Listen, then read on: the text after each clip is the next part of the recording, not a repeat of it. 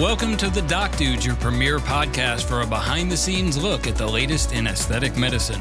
Hosted by the cosmetic surgeons at Graper Harper Cosmetic Surgery in Charlotte, North Carolina, The Doc Dudes brings you interviews with insightful guests, expert tips from experienced medical professionals, and lots of laughs along the way. And now, here's Dr. Garrett Harper and Dr. Evon Zoog, also known as The Doc Dudes. So welcome to another episode, another podcast of The Doc Dudes. This is Nacho Mama's Makeover. Evan, that just made me hungry. Talking about nachos. I'm getting hungry at 6 o'clock. I know, right? Did you and Natalie have a good Valentine's Day? We did. We went to dinner, had some time for ourselves without the kids. That's probably the most important thing in a marriage when you've got 4 little ones under the age of 8. Yeah, God bless you. It is hard to do, but we make a point of trying to spend time together. That's awesome. Them, so. Date your wife, it really right? does make a difference. Date your wife. That's my advice to the listeners out there. Date your spouse. Well, we're going to not talk about nachos. We're going to talk about mommy makeovers. And so, a lot of people have different ideas of what that means. Obviously, mommy makeovers it has to be defined as something. So what does a mommy makeover consist of, Evan?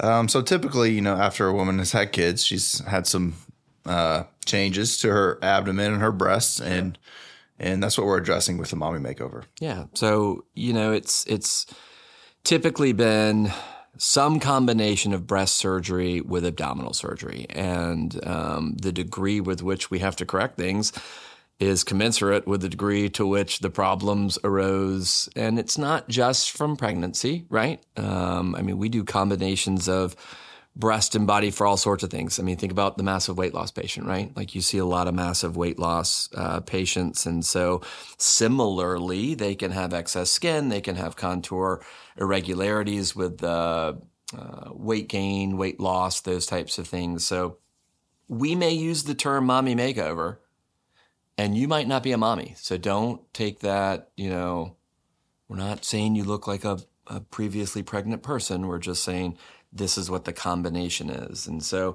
a combination of breast and body, typically surgically, right? And so let's talk about kind of the individual components to that thing. So let's talk about the breasts. Yeah. So I always like to say that we're not the breast police.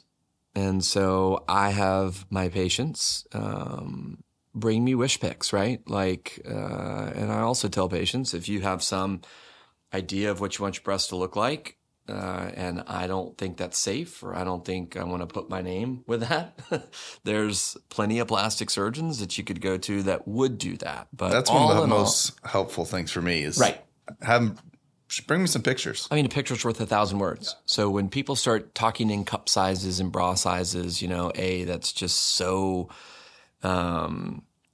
user error prone. You can send somebody to 5 different places to get a bra sized, and they'll come back with 5 different measurements, right? I am a 32 double D at Victoria's Secrets currently. Mm-hmm. So I think plastic surgeons are, visual learners at heart. That's how we're trained. The good ones are 100%, 100%. This board process is rough, having to take pictures of everything, but it's part of it. It gets better. You're almost through it. You're halfway through it, which is great. But yeah, so people come to you with breast surgery. And so talk about a couple of the different breast surgeries. Like if they're too big and they need to be reduced, if they're saggy and they need to be lifted, if they need restored volumes, what are some ways that we can restore lost volume in patients? Some women, come to me and their wish pic is their picture when they were breastfeeding, right? They're like, oh, I felt like when my breast got engorged and I was nursing, that's when I loved my breast the most. You're like, wow. It's just such a consistent thing that people talk about. And so what are the different surgeries for breasts that you come across when you're operating on the Nacho Mama? Yeah. So, breast reduction. We do lots of breast reductions. We do lots of breast lifts. Yep. We do a lot of breast augmentation with implants. You can augment a breast with your own fat as well. Yep. That can give kind of a more modest improvement in the volume of the breast. not like an implant, but that's an option. Yeah, and I always felt like I told patients, when you use an implant, we'll go over the safety of that in a second, but when you use an implant, you're getting whatever you use. Like, it's 100%. It's not, you don't have to worry about some of the fat absorbing or any of those things. And you can use, theoretically, whatever kind of volume is made, right? I mean, there's some patients who don't have enough fat or want a big enough change where it would take multiple fat grafting sessions for them to achieve the volume that they wanted for their breasts. So I love implants. I think they're incredibly safe. Technologically, I don't know where we will get them any better, right, with the new gummy bear gel implant. So when somebody comes to you and says, I'd like a saline breast implant, I know what I say to them. What do you say to them when they talk about that? I tend to educate them on the advantages and disadvantages of both, but I like a silicone implant. I think they're more natural feeling, more natural looking, just overall better. Yeah, I think they're more durable, and I think that less chance of encapsulation or forming kind of excess scar tissue around the implant, which is great. I also think that the relationship of having complications after breast surgery using an implant is almost in direct correlation with choosing implants that are too big for somebody and that their body just wasn't meant to have. And so I educate my patients a lot on, look, we're about to take a bunch of measurements. I'm a biodimensional breast surgeon, meaning I'm going to take a bunch of measurements and I'm going to listen to those measurements. I'm going to help those measurements guide me and into making decisions that are safe and that have longevity. I joke around about patients. I felt like somebody asked me this the other day, actually over the weekend. Somebody said, do I need to get my implants redone every 10 years? And, I tell patients the 10-year thing kind of came when manufacturers 20 years ago, 30 years ago were looking at things and they'd say, well, at what point does a typical patient have to have revisionary breast surgery? And at what point really do a quarter of patients need a different implant? And they just kind of looked at all the data and they said, well, that's somewhere around 10 years. So 10 years got picked arbitrarily. And implants have changed a lot since they've made that. They've changed so much, and also consider that a lot of these patients, are the average age of the first implant is going to be in their 20s. So think about what happens to a woman's breasts from 25 to 35. I mean, you're typically having your kids. And so your breasts get larger and get smaller and kind of go through all those changes. And so it's not the implant's fault. So I tell patients now, I'm like, my goal, no matter what age they are, I don't care if they're 25 or 65, I tell them that they need to understand that this implant should go to the nursing home with them. The gel devices now, the silicone gel devices that I use exclusively, I don't put saline implants in patients. So if they ask for a saline implant, I just like you, educate them and try to tell them the safety profile, how much better the pros and cons, the fact that the saline devices are actually an outer shell of silicone gel. So what their body sees is silicone gel, no matter what. And that if we cut these implants in half now with a samurai sword, they don't ooze. It's not like the consistency of honey or molasses like the implants 6, 7, 8, 9, 10 years ago. We call them gummy bear implants now. So what does gummy bear implant mean for patients out there? Yeah, so that speaks to the cohesivity of the implant. So if you think of a gummy bear, if you cut a gummy bear in half, you can have two halves of a gummy bear. It's not going to ooze out. Right. And like a brand new, straight off the conveyor belt, really nice, like Haribo or Black Forest gummy bear. These are not the ones that you find in between your car seats, like the white ones that nobody wants to eat, the white ones, right? Everybody eats the red, everybody eats the orange, but your kid kind of throws the white one off to the side, and then you find it the next Halloween or several Halloweens later, and it feels much better than that. So the new gummy bear gel devices are extremely safe. They come in a whole bunch of different sizes, shapes, profiles, all those things. And so the patient's wish pick is what we use to kind of choose the device that will get them to their goal, right? And that's using an implant to help restore volume that they may have lost as they've aged and as they've had kids. The other kind of component to the breast surgery is going to be redraping potentially their breast envelope, their skin, their nipple, getting those things in the perfect location. And so that's a lift, right? Right. And so you can lift in any number of different ways. There's all sorts of different techniques. We tend to use a superior pedicle for our patients here. I do think that it's a superior technique, no pun intended. But when you tell a patient, hey, we're going to use a superior pedicle for your breast lift, what's that mean? Like what? Yeah, so I kind of, when I'm talking to a patient about breast surgery, I talk about blood supply to the nipple and the areola and how do we preserve that.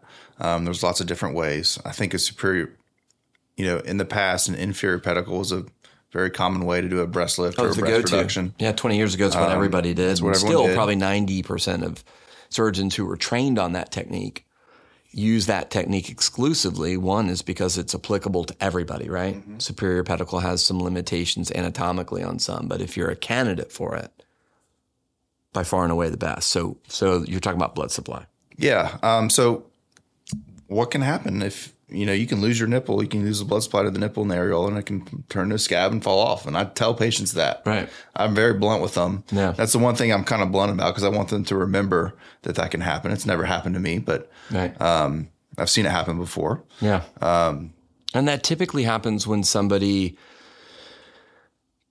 plans poorly, right? Mm-hmm. I mean, a lot of times, we'd love to kind of point fingers and say the patient's anatomy or what, but patients come to us for our expertise. They come to us because we've done this thousands of times and because we're board certified and we've trained at the best places in the country and we've got thousands of patients that we've done this on successfully. A lot of times it's their friend or their neighbor or their family member that we've operated on. I mean, word of mouth is really what drives our industry more than anything. And so these patients have seen our results and they know that we're going to make decisions and plan for their surgery so that they get the best result possible. And so you're right. I mean, think of the number of surgeries that we've done and I've never had that be an issue, which is what's great. Now, 35% of my practice is probably revisionary stuff. And so if it's revisionary stuff, you have to be conscientious of what may have been done before you 20, 30 years ago, right? And so that's where breast surgery gets really difficult in the revisionary cases and why I think you and I both do breast reconstruction for patients that have mastectomies and lose their breasts for cancer purposes. And I think that makes us better cosmetic surgeons. And I think it starts with the reconstruction. Yeah, and I think 100%. And I think doing as much cosmetic surgery as we do on breasts makes us a better reconstructive surgeon too. So I love that I have that balance in my practice, and I know that you do too. But that's the breast component to a mommy makeover, right? The other component, the other side to this is the tummy. And so we've got a bunch of different kind of avenues to go by. So talk about kind of what liposuction is. Yes, this is one of my kind of things I'm most excited about right now and love doing are tummy tucks and body contouring, abdominal wall contouring. There's lots of parts, but we'll start with liposuction. And, sure. Those patients are typically younger and don't have extra skin. But after a woman has children, you can have a separation of the abdominal muscles called diastasis. And that's also contributing a lot. It can contribute a lot to the shape of the trunk. Right. So when you look at those patients, I tell patients, and it's so hard, they come in for an examination and here's this guy standing in front of them. It's like every woman's worst dream, right? Is to like, hey, just let your stomach out. Like, just let it all go. I start, sometimes I sing Frozen song, let it go, so that they'll just kind of relax a little bit and realize that I'm human and I'm not judging them. I'm trying to figure out what's going on so we can get a detailed approach and plan to execute so that they get the best kind of result. But, you tell a patient, and ladies can do this at home tonight. You can do it right now while you're listening to the podcast. You can go get in front of the mirror, take a big deep breath in, and just let it out.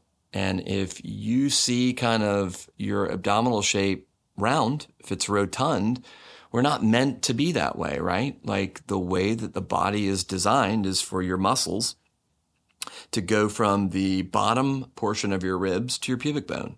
And if they're tied together in the middle, like they are when typically we're born and prior to pregnancies, then that should be flat. There's obviously exceptions to that, but I mean, all in all, we were designed to have a flat stomach. I hate to kind of tell people that. I'm sure that upsets you, but that is the ultimate kind of, that's the vector. That's the way the muscle's supposed to be in order to be at its strongest. That's the way we were made. And so when you separate in the middle, it's the connective tissue. Your muscles are fine, right? There's no damage to your muscles during pregnancies. It's just the connective tissue that holds your muscles in line, that center kind of depression of a six-pack. If you were going to draw a six-pack out on yourself or something like that, that is this connective tissue that you're talking about that separates, that diastasis recti. And so can you go to the gym and get that diastasis recti to go away? No, you can't. But you can improve the overall the tone Sure. of the trunk. Yep.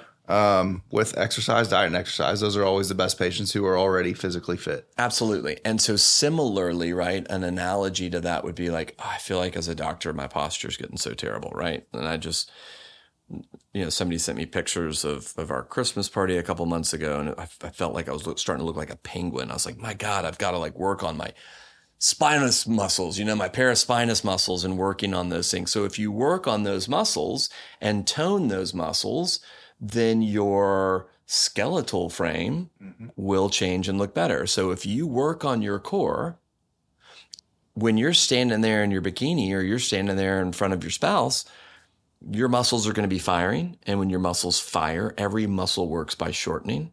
So it shortens and it will kind of automatically go towards the midline. But the moment you stop firing it, that separation comes back.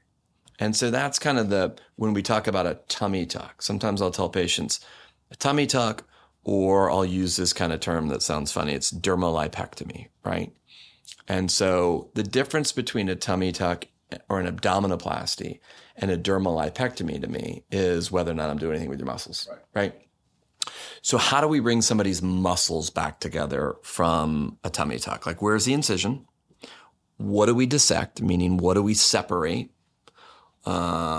So that patients can kind of get an idea of the extent of this surgery. Like they're always concerned we're like going to see their guts. And I tell them, if I see your guts, I'm going to pass out because that means I screwed up big time. Yeah, we did enough of that. I'm out of here. I'm going to the Cayman Islands and you'll never hear from me again, right? Like we're not seeing guts.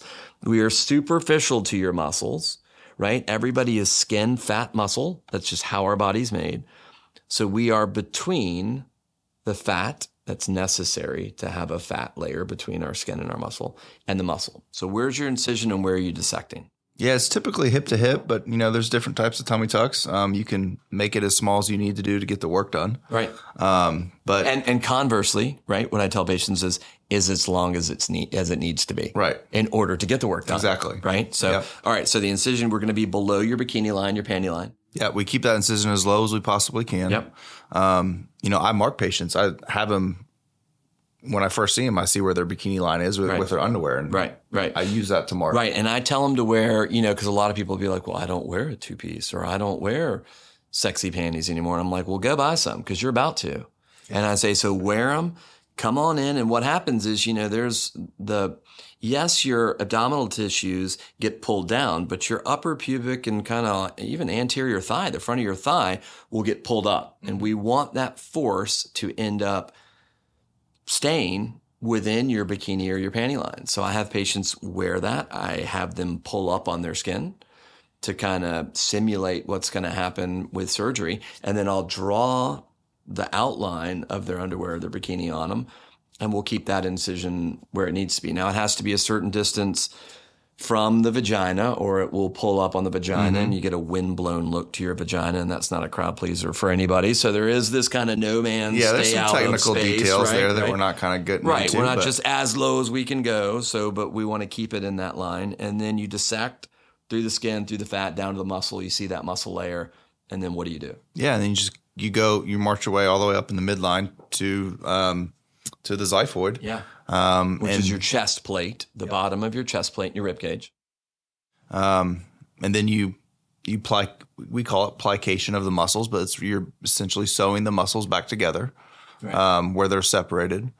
Typically, most patients, it's a few centimeters that you're bringing together. Right. Now, I don't ever go extra anatomical, right? Like there's some people who, I've got a buddy who's a radiologist in Atlanta, and he's just, he'll see CT scans on patients that have had abdominoplasties, and he's just like, the abdominal muscles are all balled up because you're bringing. Yeah. I tell the patients, I'm not removing ribs. I'm not doing anything crazy like that. I'm putting you back to where God intended. And if you want to work from that point to work on tightening your abs, getting your obliques in there, you can absolutely, think of the difference you can have without pregnancy. The difference you can get in your abdominal muscles from exercising and eating right and all those things. So you can get that same thing. But what we've done with this plication is we've set that person up to where everything is where God intended. It's right where it's supposed to be. And the rest is some work that you've got to do as well, right? Yeah. It can look weird when that happens, when people plicate too much, for sure. Oh, yeah. So I don't do any extra anatomical is what that's called. That means we're going beyond what the anatomy is supposed to be. So I bring muscle edge to muscle edge. People often ask me, are you going to give me a new belly button? So that is one of the most important parts of a tummy tuck, right? In my opinion, and patients too. But you agree you're not. It's still their belly button. That's your belly button. That's right. I'm not giving you a new one. I didn't throw away your old one. And it's a stock that comes from your abdominal wall. It used to house, arteries and veins that kept you alive when you were in utero. And so it stays there. And then we pop it through skin, right? After we've kind of some patients have a bad looking belly button after a previous tummy tuck from someone else, and we fix that. We know how to, we can make a good looking belly button. You can make a new one from scratch if you need to. Yeah. And some patients do. You tell them you've got such a bad umbilical hernia or other reasons like that you say, you know what, we're going to do your tummy tuck, and then we've got to make you one. And so that's something that we rarely probably have to go back and just do a neo umbilicus or a new belly button for somebody. But, you're right. What we do is use a special technique to make the belly button look like a normal belly button that has a hood and a ramp. We don't want it to look like a balloon tie or a cat's butthole. Like, that's never good, right? There's so many people who come in and they're like, I don't want my belly button to look like this little slit, because that's not what a belly button looks like. So if we're trying to restore somebody to a beautiful, natural look, then that's what it is, right? So do you ever combine liposuction with a tummy tuck? And what areas do you feel comfortable liposuctioning? And we may have a difference of opinion on this. So I'm uber conservative, and you may be too. But, I always tell patients that a tummy tuck starts with the lower back, and that the lower back hip area is the best place to liposuction. It's the most forgiving skin, which is great. So when patients say, wait, what are you going to liposuction? I say, put your hands up on your hips. And then they do it. And I'm like, what your hands are on? Your lines. That's what we're going to. It's taken years. Don't worry. You'll get your own. They'll probably be better. And some of mine are song references that you're too young to know. So, so I say, put your hands up on your hips. And then I say, that's an important component, because nobody wants the front of their abdomen to look rejuvenated and gorgeous, and they've got this muffin top hanging out, right? Like, nobody wants, muffins are delicious, but nobody wants to look at. It comes back to aesthetic subunits of the trunk. Yeah, I stole that line from a friend, by the way. You have to treat all those areas if you want a harmonious appearance to the abdomen. That's right. And you don't want, again, we talk about it with all our surgery and with all the providers that do different things. Like, you can have an overdone look, certainly with breasts and certainly with tummies. No, our goal is not to have somebody look like they've tucked their skin into their pants. Like that just looks absolutely horrible. I want you, when you're standing at the poolside or you're standing in front of your spouse or the mirror or whatever, I want the proper amount of skin to be there, the proper muscle definition to be there, the proper thickness of fat, and liposuction is really great for what? For areas that like are just stubborn. Yep. And when somebody comes to you and says, I want liposuction everywhere, I'm like, that's weight loss. This is not a weight loss procedure. That's not a weight loss procedure, right? Like this is helping sculpting. And that's why we call it like liposculpting. Suctioning just sounds like it's archaic, and it's not as archaic now because we've got different modalities to make it way better. Like, talk about Vaser. Yeah. Talk about the power assisted liposuction that we use. Topic right now is liposuction, Vaser, all those things. And again, it comes back to blood supply. Right. When we're doing a combination procedure like that, we need to understand that we're affecting the blood supply by doing too much liposuction, and it can affect the outcome. Oh, absolutely. I mean, when I trained, there were no fly zones, and it was like, you do not liposuction above that, where I put my hands up on my hips area, because the blood that's supplying the front of the abdomen wraps around from your back. Mm-hmm. So if you're starting to do a lot of mid-back, upper back liposuction on a patient, or flank, or God forbid, central abdomen, man, you were going to have problems. And now we've got modalities that have made that safer, right? Vaser, right? And what Vaser is it's an ultrasound probe that we place on, and it actually vibrates at such a fast speed that it shakes the fat away from its connective tissue that surrounds it. And so, it bumps by all those little blood vessels. And so when you're doing Vaser,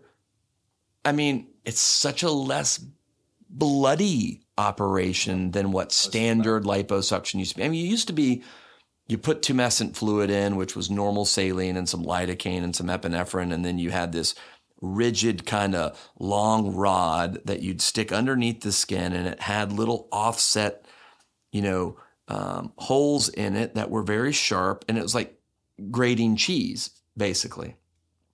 And that would leave all sorts of divots in patients, and it got bloody. It got it was almost violent. I mean, it was rough. And then they went to power-assisted liposuction, right? Mm-hmm. Which is where there's much less of our kind of force in doing it. The actual tip, the cannula, actually kind of moves and makes short little cuts while we're doing long passes. And so that helped things out tremendously. And then the use of the energy, like what we have here in Vaser, has made it to where you're pulling that fat out with almost no effort.